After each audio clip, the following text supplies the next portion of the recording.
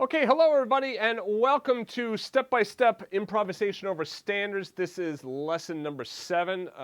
Forgive me, I had a little bit of a tech issue here, and the program completely quit out on me, but we're back up here.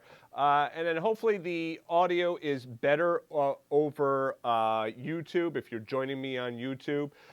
So hopefully the audio will be a little bit better on YouTube. Remember, when I'm streaming live, I'm streaming to multiple sources, so that's why the audio might be degraded. However, it's recorded in high def, high resolution, so within the site itself, in the courses area, you'll have nice, high quality video.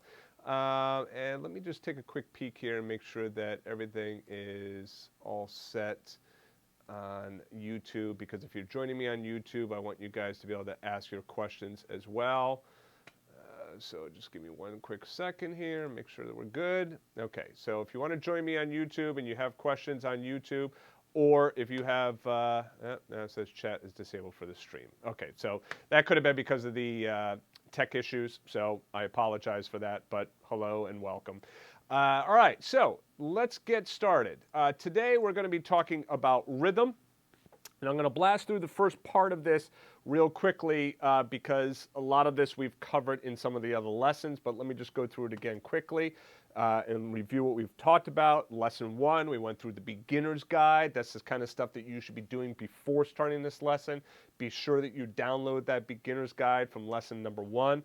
Lesson 2, we learned how we could use that major scale to improvise over most of the song. Lesson 3, we added some new scales. Lesson 4, we added structure using chord tones. Lesson number 5, we talked about playing and resting. And in lesson number 6, we were talking about how to target notes in our solo. Today, what we're talking about is, well, actually, today we're talking about rhythm. But before I get into that, let me also remind you this. The trap that many students fall into is thinking that, oh, I need more notes, I need more scales. It's like, it's all about notes, notes, notes. And in reality, that's not true, okay? To make your improvisation sound interesting, you could really do these things. Add rest to your solo, target your notes, change up rhythms. That's what we're going to talk about today, is changing up these rhythms, all right? So you don't have to always add in new notes. You can take what you already have, and by shaping what you have, you're going to create a more interesting sounding improvisation. The reason I bring that up, and I say that multiple times, is that I want to kind of drive it home that it's not about more notes. It's not always more, more, more. It's about what do you do with what you already have. All right, so let's start with some basics first. There are basically 3 parts to an improvised line. So yesterday I talked about 2 parts, right? And that was a starting note and a target note. Yeah, so that there's 2 parts in terms of like where we start and where we end, okay? We could even say that in an improvised line, we have a starting note, a target note, and then maybe a crest or a valley in our improvisation, all right? But anyway, we're going to talk about these 3 things. Number 1 is obviously the notes, right? So like, what notes do you choose to improvise over what chord, right? The next thing is the rhythm, right? So getting the right notes is awesome, but if your rhythm is terrible, well, it's not going to sound great. And then the other one is fingering. We are going to talk about that because that's actually really, really important. You could come up with the best improvised line, but if you're like,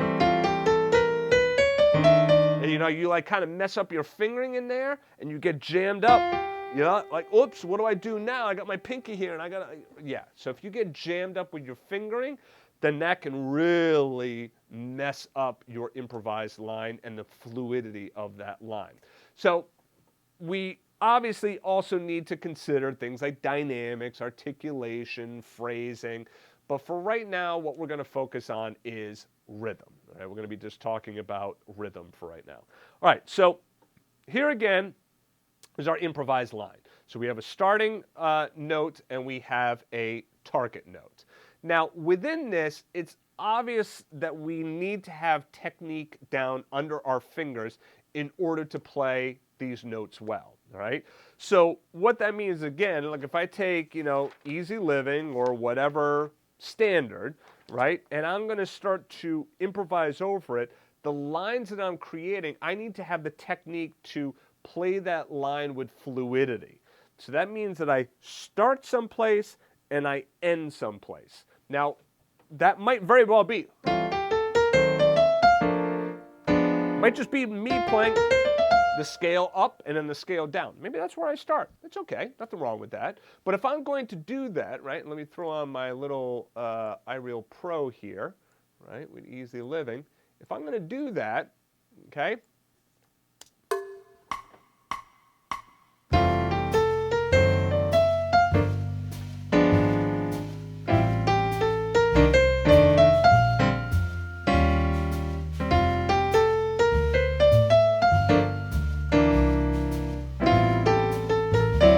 right? So you see how like it's degrading as I go, right? Because I am playing bad fingering, the rhythm, it's not fluid. So I need to make sure that I have fluidity under my fingertips, right? So that means that if you're going to do your major scale or whatever scale, practice the heck out of that scale, right? If you're not happy with the fluidity and where you're at technique-wise, then you need to go through things like Piano Essentials. You need to go through things like my Technique Boot Camp. You're going to work through chromaticism, chromatic scales, and stuff like that. You really have to improve your technique so that then you can get that line out. All right, so what's not so obvious is that we need to play the line with good rhythm. So again, when I was doing, right, so if I play this line and I'm like, right, if the rhythm is not there, if it's not a steady dee ba dee ba dee ba dee ba, right, if it's not a steady rhythm, then the line's going to sound bad, right? So it's not just notes, it's how we play those notes specifically for this lesson rhythmically. Like I said, there's articulation, there's dynamics, there's fingering, there's all of these other elements at play. But for right now, we're just talking about rhythm. And the reason I'm like really bonking you over the head with this is that you got to focus on just one thing at a time when you practice. Maybe you could focus on 2 concepts in a practice session, but I have found it best if students focus on one concept while practicing. So if you want to get better at improvisation, you take a standard like Easy Living, right? And then you really just focus on like, okay, today I'm going to focus on my rhythm of my lines and really getting a bunch of rhythms together and really practicing and focusing on those rhythms. All right, so you begin by creating lines using simple rhythms. So if you need rhythm help, check out my Rhythm Essentials. That's at JAZZEDGE.com, right? So here's an example of a simple rhythm. D ba D ba D ba D ba. Sorry, D ba D ba D ba D ba da. All right. So pretty simple rhythm. 8 eighth notes into a quarter note. Remember this. Disregard the note. Just look at this as a rhythm. So it's all on B. Obviously, we're not playing B, right? It's just that I'm just using that note to show you the rhythm, right? So now that means that here's a rhythm that we could choose. We could take any rhythm that we want. And if you're at this point, you've probably heard me talk about rhythms and applying rhythms to the notes. So none of this should really be new. But what I really want you to do is I really want you to focus on isolating rhythms in your solo, okay? Because what happens a lot of times is we get into this thing in which we play the same rhythm over and over, right? So it might just be eighth notes, might be quarter notes. We never do triplets. We never do eighth rests. We never do like, you know, whatever. Like, so really try focusing on incorporating some different rhythms into your improvisation. All right, so now if I take this rhythm number 1, now you see what I did is I just stacked rhythm number 1 right here on top of the chord progression, right? So all I'm doing is I'm playing, when I play F major to F sharp diminished to G minor, I play that rhythm. G sharp diminished really has nothing on it. The F over A, right, to the C minor, F7 to B flat, there's the rhythm. And then when I get to the E flat 7, I'm not playing anything. So now right here, what I could do is I could just apply like my major scale.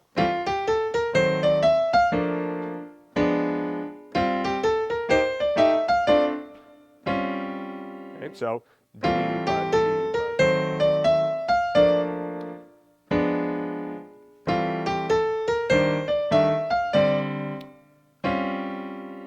So playing the chord steady, playing the rhythm steady, playing the notes of the scale steady. For this particular case, I'm just using F major scale and going up the scale, right? Now, that's pretty simple. Now what I could start to do is I could take the same rhythm and I could start to mess around with this and then say, okay, look, let me just take that F major scale and then let's make it even simpler. Let's just move to an F 5-finger scale, just for now, just so I could focus on rhythm, right? And then what I'm going to do is I'm going to put on my track here, and all I'm going to do is I'm just going to play that D, ba, D, ba, D, ba, D, ba, da. That's it. I'm going to keep playing that over and over again. Now, this rhythm is a 2-measure rhythm, and it basically means on measure 2, I'm really not playing much, right? I'm just playing that 1 quarter note, and that's it. So if I then apply this to here, that means I'm going to play here, I'm going to play here, and then when I get to the G minor, I'm just going to play 1 quarter note, and then nothing on the G sharp. Then I'm going to play all of here, and then when I get to the B flat, 1 quarter note. Then I'm going to play here, 1 quarter note. Play here, 1 quarter note. All right, so let's just start at the beginning. I'll show you what that sounds like. And I'm just going to use my 5-finger scale.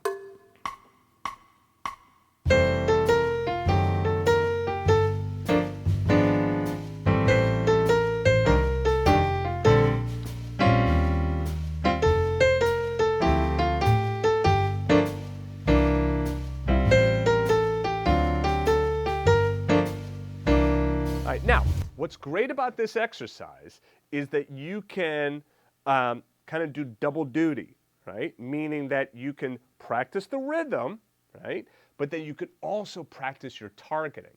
Because now, within these 5 notes here, I could say, all right, well, when I get to G minor 7, right? Because remember, on G minor 7, I'm playing that quarter note, right? So when I get to G minor 7, well, which one of these 5 notes do I want to land on? I probably don't want to land on there, right? I mean, now, here's the beauty. All 5 of these notes work on a G minor 7 chord.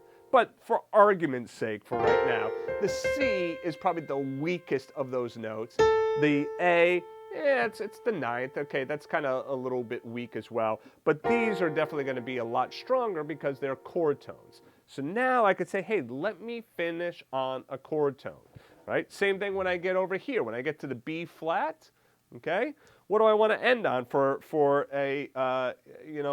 my target note? Do I want to end on the 6th? No, probably not. Maybe ending on the 5th, right? Or ending on the 7th, right? So now I can come through and I could say, all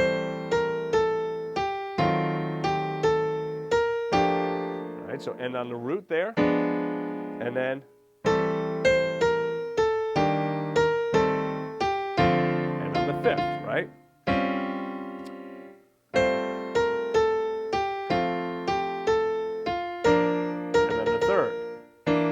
And then also, I'm playing rootless chords here. I can just go ahead and do my shells as well. All right, so let me do my shells. See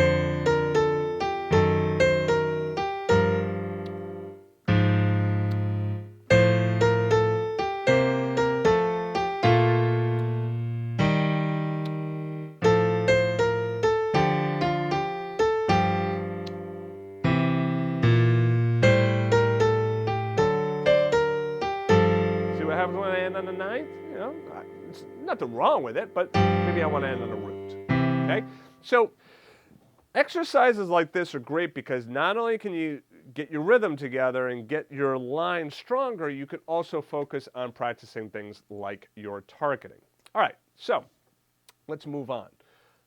So we've already done this in lesson 6 with this rhythm, remember? So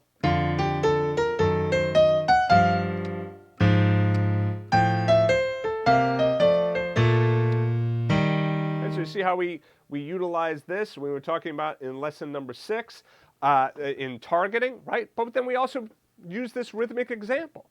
So it works, and it works extremely well, right? All right, so now here's rhythm number 2. Ba dee, ba dee, ba da. I didn't write in the vocalization because, quite frankly, if you're at this level and you're watching this lesson, you should have already gone through Rhythm Essentials. You should already understand how to be able to vocalize this. Or if you don't like using the vocalization approach, you should already know how to go in and say 1 and 2 and 3 and 4. Ba dee, ba dee, ba da. Right? So either you're doing the vocalization or the subdivision, whatever approach, you should know how to count and clap these rhythms. If you do not, then you need to go back to the Rhythm Essentials course, take a look at that course. All right, so here we go with this rhythm. What is good is see how in this other rhythm we were starting on a downbeat, but now we're starting on an upbeat. So try to alter your rhythm so that they're not all starting on downbeats, okay? Now, as a member, you can download the sheet music, and I have a whole bunch of other rhythms here that, these other basic rhythms. I have these basic rhythms, these 4 basic rhythms, and then we also get into doing triplets, and then also see how you can start to create some combinations as well. So the sheet, it's by no means exhaustive of, of rhythm. And nor is it meant to be. It's just meant to give you, like, I think it gives you 7 different rhythms, and then you can make combinations of them, and then, you can go from there, right? The idea is take a rhythm and then utilize that rhythm in your solo, right? So you already know what notes you could be using. Use the major scale, use the altered scale, half hold diminish, chord tones, whatever you want to use. Take that raw material first, and rather than focusing on coming up with new raw material, instead focus on the rhythm. All right, so now creating a rhythmic map for your improvisation is great for practice. And basically what that looks like is something like this. All right. Now what I did was I also have this in sheet music as well, and let me just pull that up real quick. Whoops, that's not what I wanted to do. All right, so let me pull up that sheet music fast for you here. All right, so now the okay.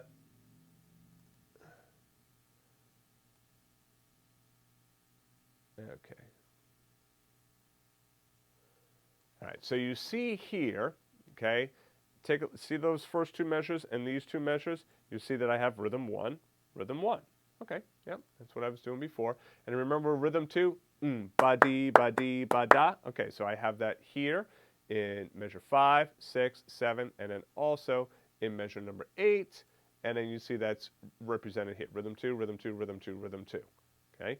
Now to get this image here, you can simply get this right from iReal Pro. All right, so if you just load up Easy Living on iReal Pro, you can export this chord chart as a PDF file, print it out, and then you can make your own rhythmic map, or you can just print off the sheet music and then, write in, play rhythm 1 here, rhythm 2 here. All right, I'm also going to make it so that you have a blank, like the whole form of Easy Living, blank. All right, so you'll have the shells, but in the right hand, it's just blank, meaning you could write in your rhythms, you could write in the notes, or you could just write in rhythm 1, rhythm 2, okay? But the idea is that now I'm going through and I'm saying, okay, look, I'm going to utilize rhythm 2 for the first 4 measures. Then for the next 4 measures, I'm going to utilize rhythm 2. Did I say rhythm 2? I'm going to utilize rhythm 1 for the first 4 measures, and then rhythm 2 for the next 4 measures, and then, rhythm 3, and then combos, combo 1, combo 2, whatever. It doesn't matter. I'm not going to get that far, but we're going to take the first 8 lines here, or 8 measures rather, and take a look at what that looks like. So we already have, right? We've already done that, but then once we get over to here, take a look. So then we have, oops, sorry.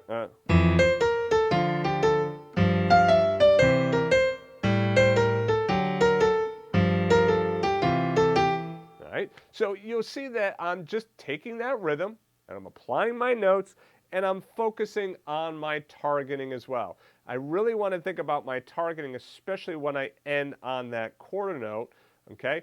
But now I could also say, hey, wait a second, maybe right there, rather than playing F on the C chord, maybe I should go back to B flat there. Yeah, that might sound a little bit better. So I can go in and I can edit that kind of stuff. And now it's more of a compositional approach to my improvisation. And then now for those of you that might be saying, oh, okay, wait a second, that's more composing than improvising on the spot. Yeah, you're right, okay? Because right now we're trying to focus on learning improvisation and fine-tuning our improvisation. So this is where we're focusing on the rhythm and the notes, and then we could start to tweak that a little bit more and then write it down. You don't have to write it down if you don't want, but it definitely serves you well because then you could see exactly what's going on, okay? All right, so that's your rhythmic improvisation map. Of course, you don't have to do it, right? You could learn improvisation absolutely fine without this, but the thing that I like about this is I think that this is great for practice because it forces you to use specific rhythms in specific places. And if you can't do that in your playing relatively easily, then that's something you would definitely want to, you'd want to practice that and work that out, okay? All right, so your assignments. Create lines using new rhythms, and then create your own rhythmic map, okay? So create lines, improvisation lines, utilizing new rhythms, and then try creating your own rhythmic improvisational map. Now, the takeaway for this lesson is rhythm. And the biggest takeaway is utilize rhythm, try and come up with rhythms that you don't have in your bag of tricks already. They're not in your playing. Okay, so like some of the rhythms that I like, let me show you this. Especially like this. Ba triple la di ba di ba triple la di ba da. Okay, so you take something like this, di ba triple la di ba da. Okay, maybe you don't have that in your playing right now. So then what you're doing is you're going to take that rhythm, you're going to play it all over the place here. D ba triple A D ba da. All right, so then I'm going to go ahead and keep playing it.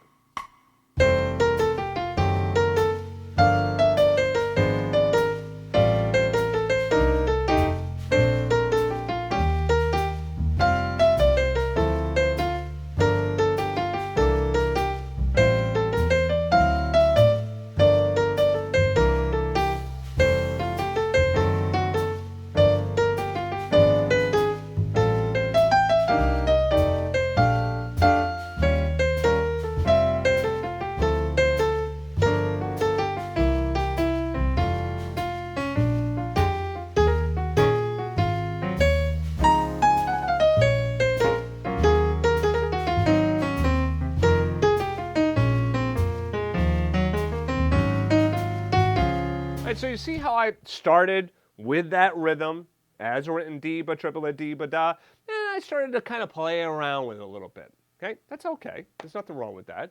But I'm utilizing the rhythm, getting the rhythm down under my fingertips, trying to apply notes to it, trying to make sure it's fluid and smooth, bringing it into my improvisation, and then starting to tweak it as I go. Right? As I started to change the rhythm around, I also started to adding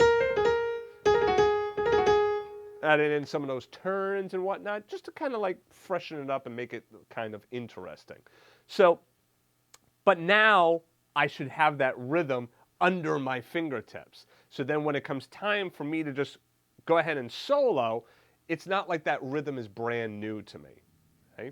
So what I have typically found happens for improvisation with students is that they'll learn scales, and then they'll apply those scales to the tune, okay? And then they reach a point in which they're like, I'm bored with my improvisation. It's like, it just sounds the same all of the time. So then they're looking for something new. So what's the new thing for my improv? And then, of course, immediately they're going to go to like, well, I got to change the notes. I need different notes. And I've spent a lot of time in this particular course trying to tell you that no, it's not new notes. Now, I'm not saying that new notes are not cool. I'm not saying that, like, no, you can't bring in other scales and upper structure triads and all this other kind of stuff. But the problem is, typically, those concepts are outside of the scope of where the student currently is. Now, I don't know if that's the case for you, but this is a question that I want you to ask yourself. If those concepts are outside of the scope of where you're currently at, that means that you really have to learn some of these basic concepts like, hey, let me master some different rhythms using the notes that I already have. Can I really go through and play chord tones, and really utilize those chord tones fluidly and then with different rhythms, right? All right, so anyway, like I said, this is your assignment. Create lines using new rhythms, and then create your own rhythmic map. If you're not a student, you're joining me. I have a special going on right now. Just go back to JAZZEDGE.com. Special, 2 different specials, No Bowl Piano and JAZZEDGE. Both of these are yearly billing. Just go back to the website. It has all the information on there, and you can also see all the lessons that are available to you. All right, questions. Let's see. Let's see.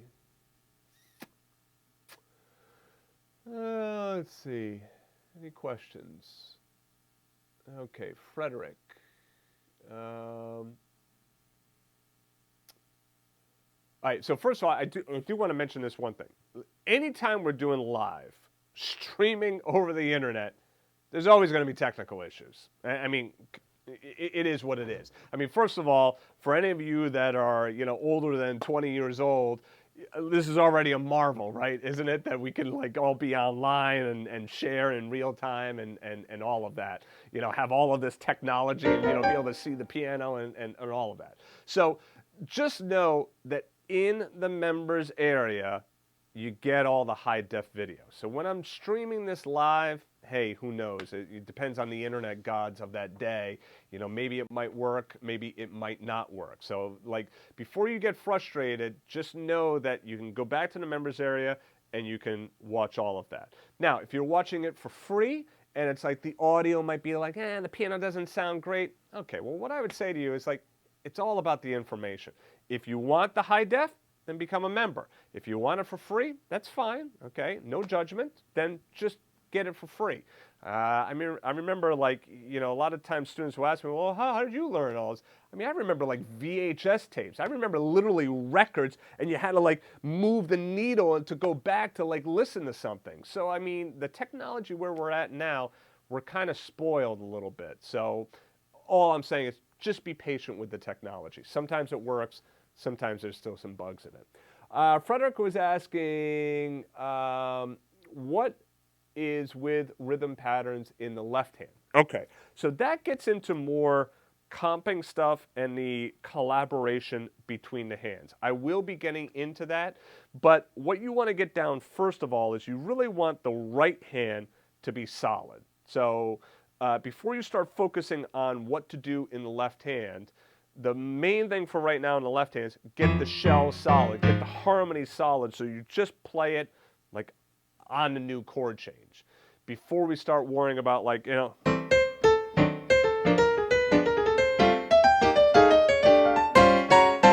before we start getting into stuff like that where we're, collaborating left hand, right hand, and coming in with some comping rhythms in the left hand, make sure that you really have down that right hand line first, okay? And that means that you should be able to go through and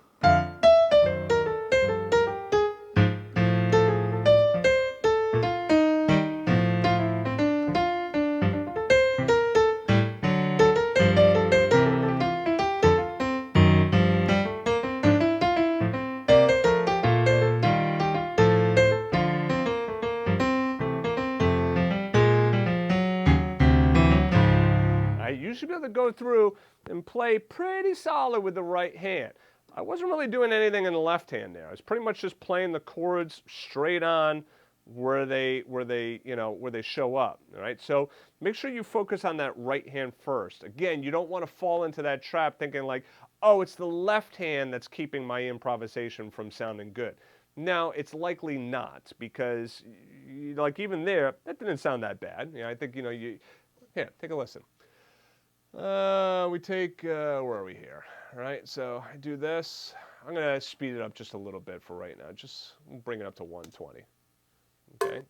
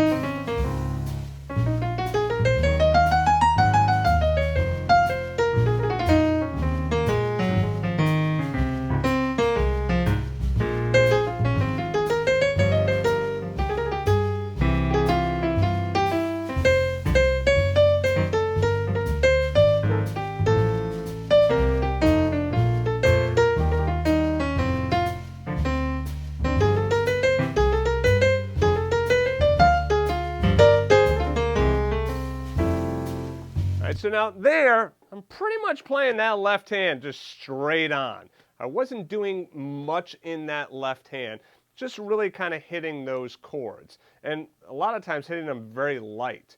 It was really more about the right hand and bringing out that line and really making that line interesting. For the most part, just major scale and chord tones, move to the D flat major scale. I cover all that in the previous lessons. But you hear it's all about the line. It's the improvised line. Everything is about the line, creating that strong line. Okay, so we're starting there, and then we will talk more about the left hand because that is obviously an important aspect, both with doing shells, rootless chords, but then also rhythmically, what do we do in that left hand? All right. Let's see.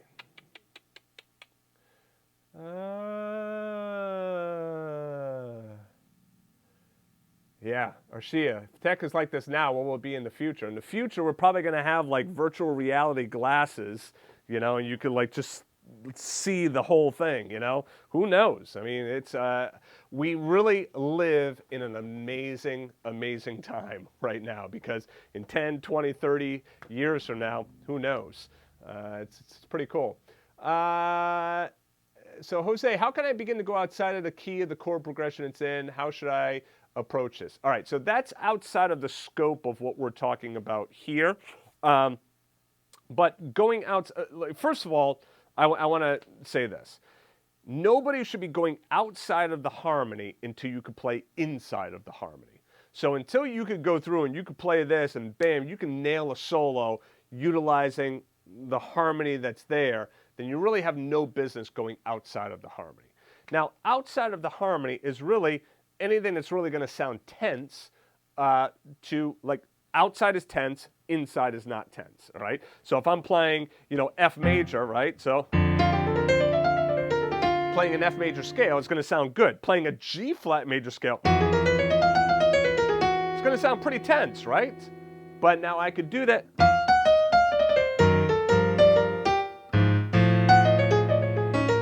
I could play outside like that, like all these black notes here, because that's pretty outside for the key of F, right? And then bring it back in.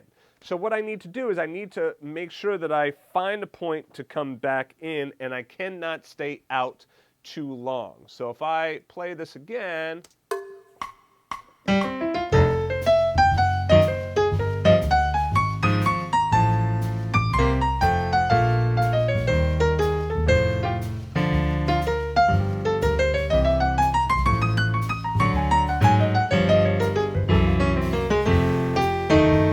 now, here's the other thing too. Easy Living is probably not the song that you want to be playing outside on anyway. It's not really, you know, it's a nice standard. There's really probably no reason to go outside. But you see how I did like, you know, I kind of like played around on this pentatonic stuff and then came in on the A on the F. So you're going to make sure that, like, you know, if I'm playing outside here, I got to make sure that I come back in. If I don't, then I get a sound like this.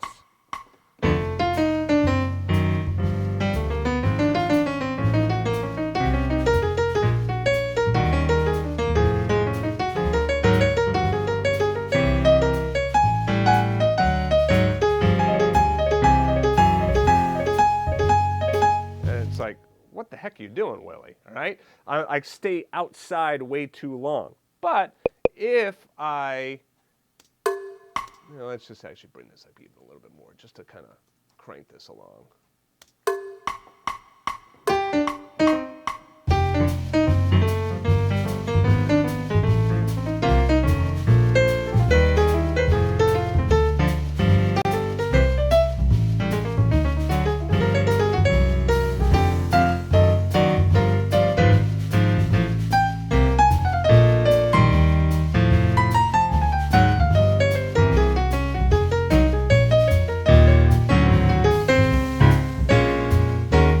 So you hear that I will take it out and I bring it back in. If I don't do that, then it really starts to sound a little bit odd, okay? But like I said, that's a little bit outside of the scope of this lesson. But just think, outside is tense, inside is not so tense. Not the best definition, but a good definition to kind of get started thinking about playing outside.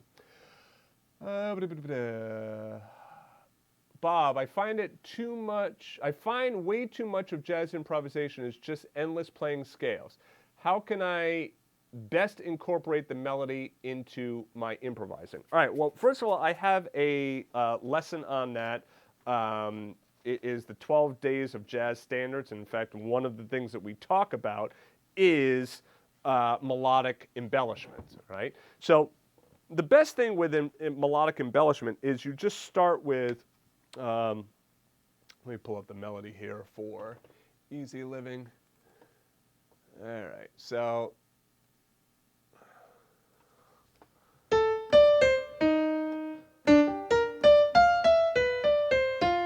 right, so now there's many different ways in which you could think about a melodic embellishment. One way I like to think about it is like, all right, so I have in the first measure, I have these notes, right? So I don't have to play them in that order. So you see,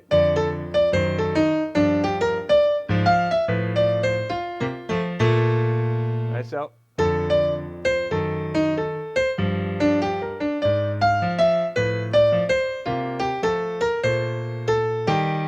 You kind of hear that I'm utilizing those notes of the melody as food or raw material for my improvisation, okay? I might add some other notes like I did, but for the most part, it's like I kind of look at these notes and I say, oh, okay, I'm going to utilize these notes for my improv, right? So that's one way of approaching it. Another way of approaching it is like you could say, all right, so this is a quarter note triplet into a half note. Well, I don't have to play that rhythm exactly as is. I could play.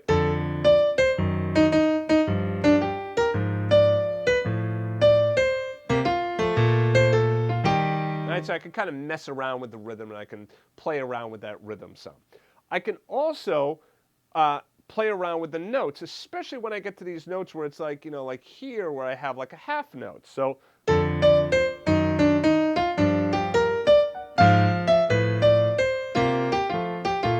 you see how when I end on the F, I can kind of mess around with that. On the E flat, I could do the same thing.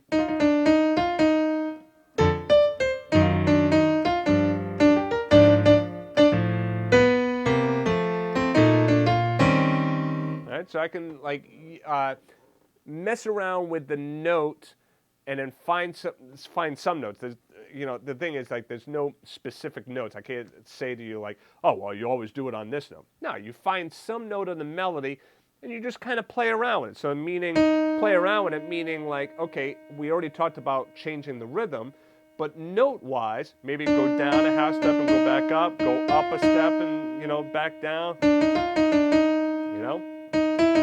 Why didn't I go up a half step? Well, because it's E natural and it's not going to sound really good on an F sharp diminished. So I knew a whole step would sound better. But maybe you play it and you're like, you play it and you listen to it and you're like, yeah, no, half step don't sound good. So yeah, whole step sounds good. It's usually a whole step or a half step is going to sound good from the note. All right, but that's where you're just kind of playing around with the melody and there's no set specific, well, always do this. No, just kind of play around, you know, try and play some of the neighbor notes. Half step down, half step up, whole step down, whole step up, you know, and see which ones sound good, right? But that's a good way of kind of messing around with the melody. And like I said, the 12 days of jazz standards, right, on the JAZZEDGE website, that's in the course How to Play Standards. But if you just type 12 days, you know, 1-2, D-A-Y, right, it'll come up. All right, let's see here. More questions.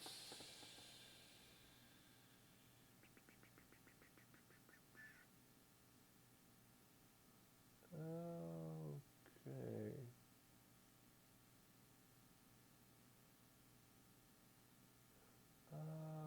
Let's see.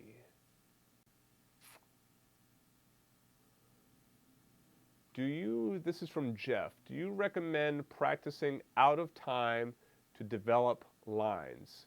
Is time best spent transcribing? I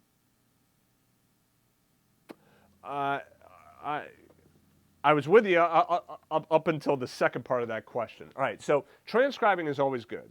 right? So listening to, and I have plans of doing a transcription lesson very, very soon. But that might wait until the fall. I'm not sure yet. But when you say is it best to work on lines out of time, I thought you meant out of rhythmic time. So in that case, the answer is yes.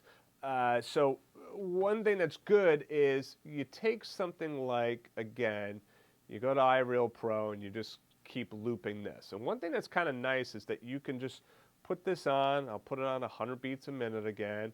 And I can just keep looping the heck out of this thing. Right? And it's just going to keep playing those two measures. Right? And it's going to go back. Whoop. Yeah. It's going to go back, right? All right, so now let me play this. There we go. That will loop. And then what I could do is I could take, that rhythm of like, all right, so I could take the rhythm of maybe like da, triplet, D, ba, da. All right, maybe that's what I'm going to do. I'm going to take that rhythm, da, triplet, D, ba, da. So then I take that rhythm and I focus on just playing that rhythm and coming up with lines. Now, I could do it with iReal Pro in which it just keeps looping like that, but it might be going a little bit too fast. So instead, I could say, all right, so let me do like da, triple.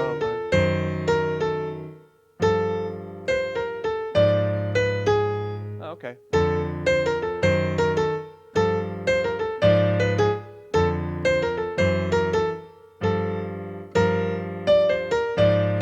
Yeah, I like that better. And then once I get it down, then I can play along with iReal Pro.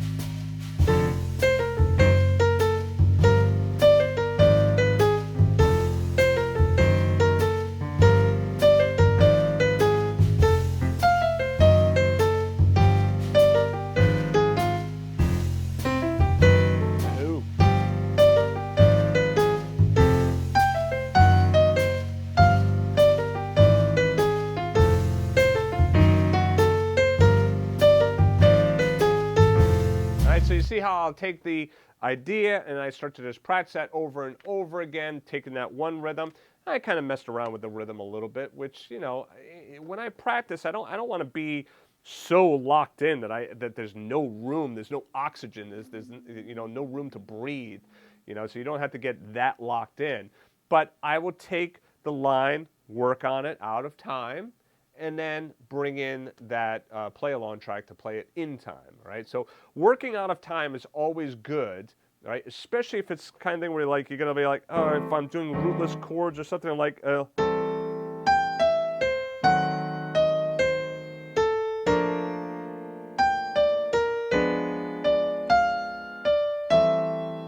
that's better than trying to do it in time. Right, and then like clamming all over the place and messing up, right? Because every time you play something wrong, you're getting better at playing it wrong.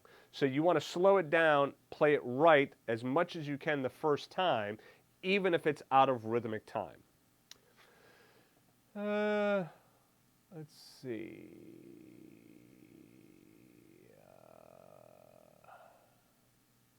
Sorry, I'm trying to you guys have all, it's great that you guys are communicating with one another, but now I'm trying to take a look at the questions. All right, let me take a look at the Q&A. Jan, will you post this to YouTube? Yes, I believe the live one is going to be on YouTube, so you should find it there. Bob, how can I best incorporate the melody in my improvisation, not just playing scales, modes, etc.? All right, so that is the 12 Days of Jazz Standards. Take a look at the melodic embellishment. And I talked about quite a bit about melodic embellishment, so that should be answered for you. Isabel, can the feeling be part of the rhythm? It should be part of the rhythm. So feeling should always be incorporated into your playing. And let's talk about what is feeling. Let's talk about feelings, all right? So what is feeling at the piano? Because it seems like a silly question, doesn't it? But how do you translate feeling at the instrument? Well, there's many subtle things, many subtle techniques that contribute to the overall feeling of a line, of an improvisation, of a piece. Dynamics, definitely number one. Time. So like, is it perfectly in time? If it's perfectly in time, it's going to sound very robotic. So maybe a little bit of push and pull. Articulation. Your rhythms. Are the rhythms flat and stale? Or are you like incorporating new rhythms? So all of that is how we get feeling out of the instrument. So as I said earlier on, right, I mentioned this.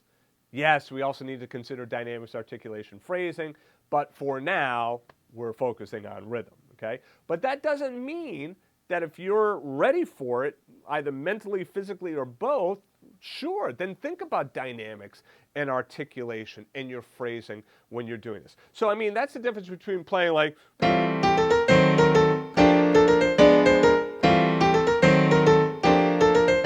Right? I mean, like, that's terrible, right? I mean, like, nobody wants to listen to that, right? And I'm sorry to subject you guys to that.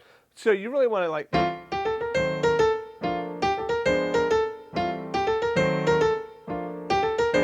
So you see how I could still shape some exercise, right? 5 fingers there, with dynamics and articulation. So definitely incorporate that as soon as you possibly can.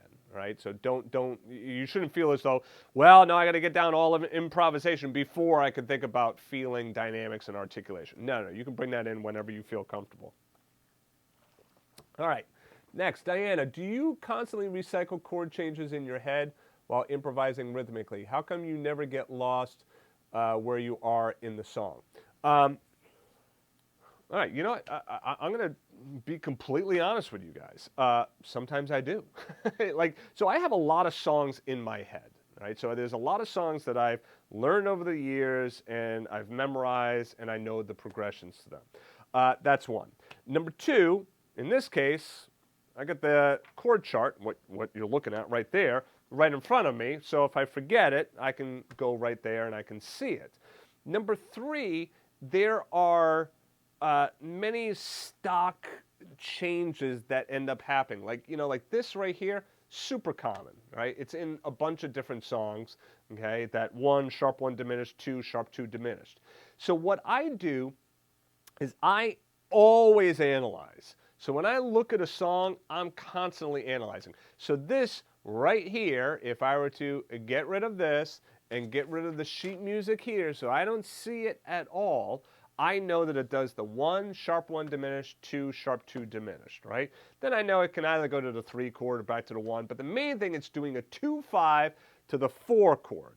And then that flat 7-7, the backdoor 2-5 is kind of nice, moving back up to F, and then it's a 1-6-2-5, 3-6-2-5-1, right? And then there's your first 8 measures right there. I pull this up again, 1 to sharp 1 diminished, 2 to sharp 2 diminished, back to the 1 chord, and like I said, this could be an A minor as well. And then it's a 2-5 to the 4, and then it does the flat 7-7, then going to a 1-6-2-5, and then 3-6-2-5, right? I know the bridge goes to D flat, and does a 2-5 before getting a D flat. And then once it goes into D flat, it's really like a 1-6-2-5, 3-6-2-5, 1-6-2-5, right? So it's like a lot of these progressions are very, very similar and very much stock progressions. And I was talking about in office hours a lesson that I did called reharm, progressions, and extensions.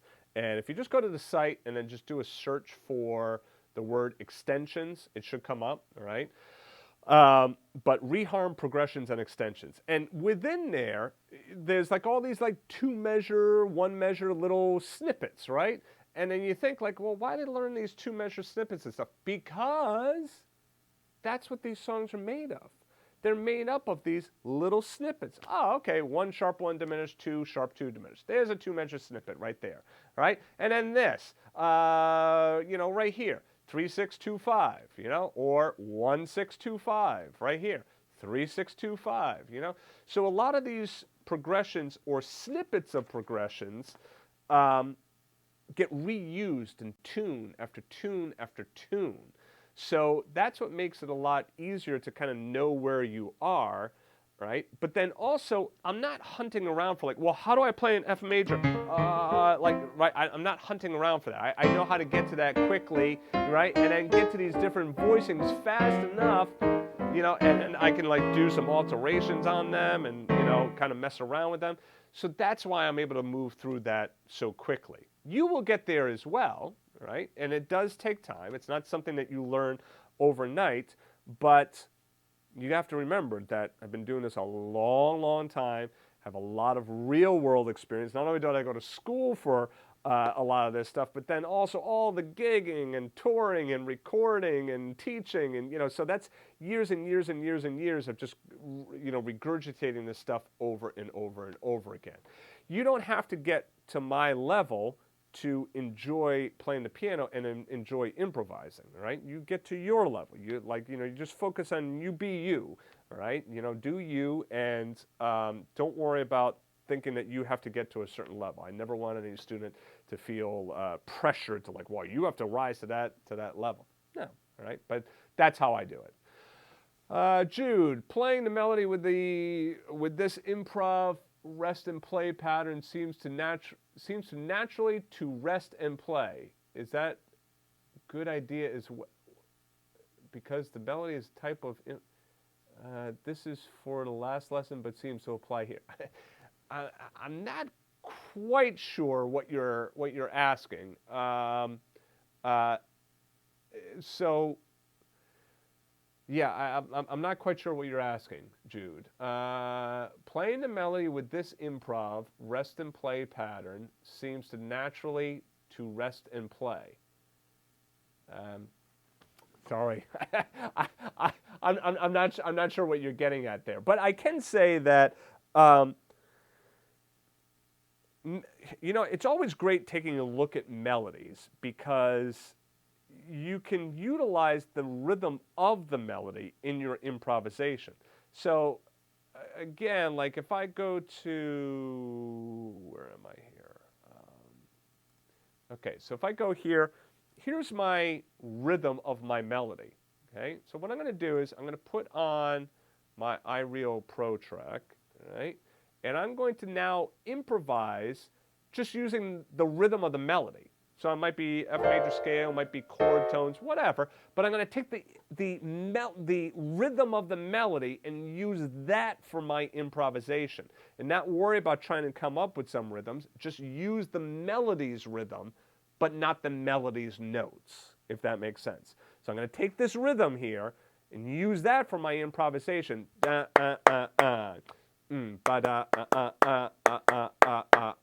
There's my rhythm. Now I'm going to apply notes to that rhythm.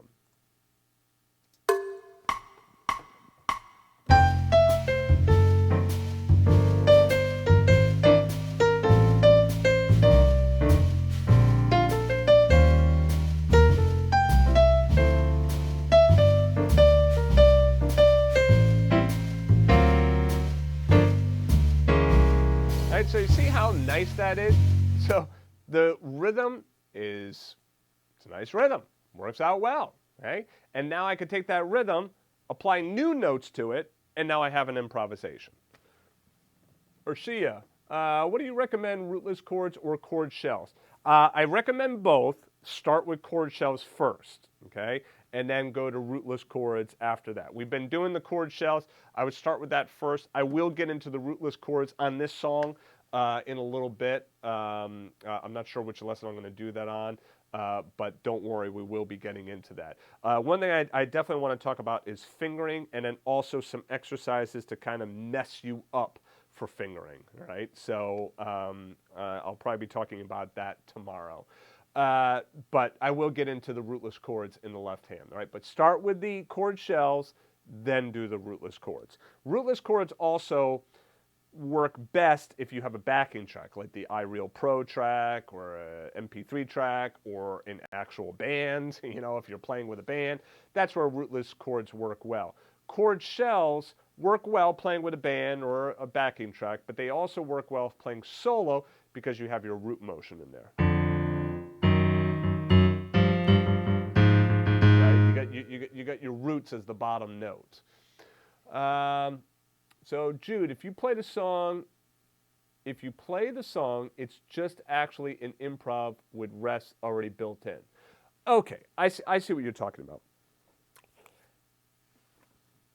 Yeah, you're absolutely right. So let's continue on that vein for a second. So let's think about what is improvisation. All right, I'm going to end on this. So if we really think about what is improvisation, well, what is it? It's a melody, right?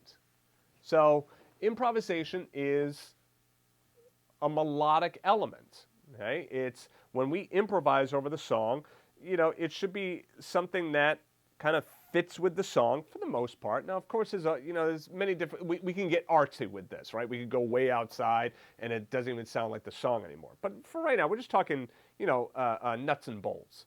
And so we play it so that it sounds like it fits with the song. It should sound melodic in nature, right? So when we start to break down improvisation and really, think about it more and tweak it, now it becomes composition. So this melody might have started as an improvisation. I might have had these chords sound like, oh, I like this. So might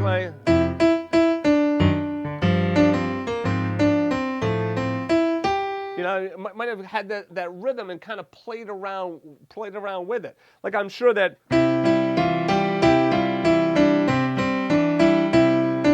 I'm sure that Beethoven didn't just sit down one day and say, yeah, it's just, probably didn't just sit down and just play it. Maybe he heard it in his head, okay? But a lot of times, they'll kind of sit down no, I don't like that.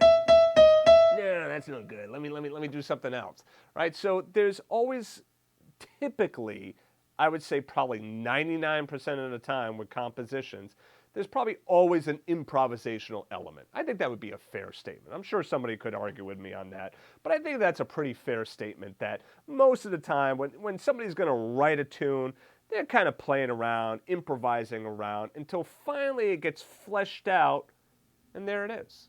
And there's your finished song. Okay?